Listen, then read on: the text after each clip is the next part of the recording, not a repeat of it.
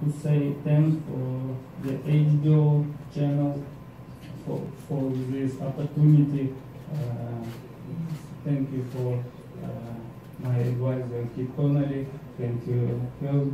Thank you for my promoter, Ludo Bella. Thank you for Danny. This is good fight. Thank you. You're welcome. You have the mic. Unbelievable. Right, well done for doing that in English as well. Very, very good, very good. I won't speak in New Zealand today, but as all the guys have said, this is a fight that normally wouldn't take place if the spoils weren't so big. If that golden crown wasn't on the line, I think these guys wouldn't be doing it. And as tough a spot it was for Andre and the trainers and Danny and Sergey, it was also a tough spot for Keith Connolly as well, a guy who has everybody's best interests at heart, obviously extremely close to Danny. And I'm going to bring in now manager for Danny Jacobs, advisor for Sergey Derevianchenko, to introduce Andre and his fighter, Danny Jacobs. Please, Keith Connolly.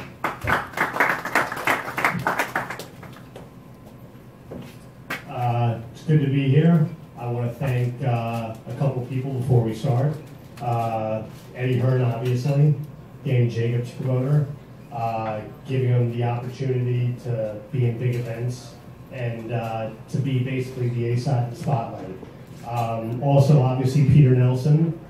Without Peter, Danny being one of the main guys on HBO wouldn't have been possible. So I want to thank Peter, and I want to thank Ludo Bella. It's been a long couple months.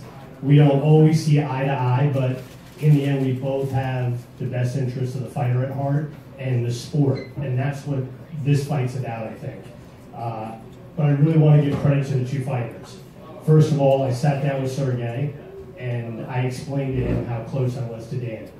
I've known Danny since he was about 15 or 16. Not only is he my top fighter, but he's like family to me. He's my #1 guy. Everybody knows that.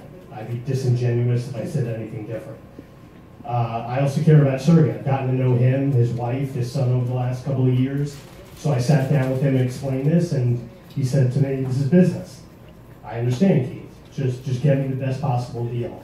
So I laid out different scenarios for Sergey where, if we fight Danny Jacobs, this is roughly what you're going to get. We could fight an easier guy for the title, possibly Martin Murray, maybe a smaller amount of money, but a definite win. And he looked me straight in the eye, and he said, "Keith, get me Danny Jacobs, get me in the spotlight. I want the HBO date, I want to be on the big stage." He could have taken the easy way out. There were maneuvers that Lou could have implemented to really avoid Danny Jacobs, get him the Martin Murray fight. He didn't want that. He wanted the toughest fight on the biggest stage. Then I sat down with Danny Jacobs, and I said, "Danny, you can fight Sergey for the title. You're going to make the same amount of money to fight Sergey in a really, really tough fight, or we can fight an average guy for the same amount of money." Danny Jacobs looked me straight in the eye, and he said, "Get me the title fight. I'll take the harder fight for the same amount of money." That doesn't really happen in boxing a lot. So I think both of these guys should get a lot of credit. I think it's going to be a tremendous fight October 27th, and I hope to see everybody there. Thank you.